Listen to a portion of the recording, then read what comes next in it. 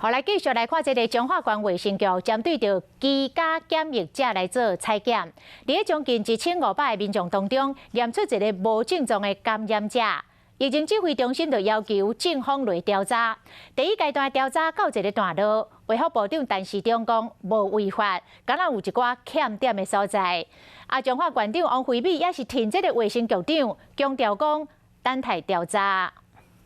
卫福部政风单位调查中华县卫生局的采检，初步已经有结果。部长陈时中讲出伊的见解。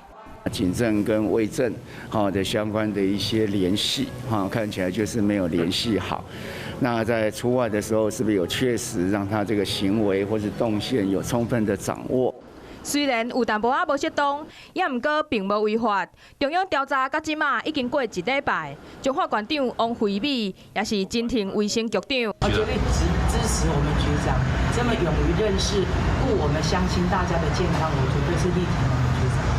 不过，万人检测结果延期公布，王惠美甲陈时中两个人讲法拢同款。如果说不能够来做报告的话，那也应该要把不能报告的理由详细跟大家讲。彰化县政府的立场都期待啊！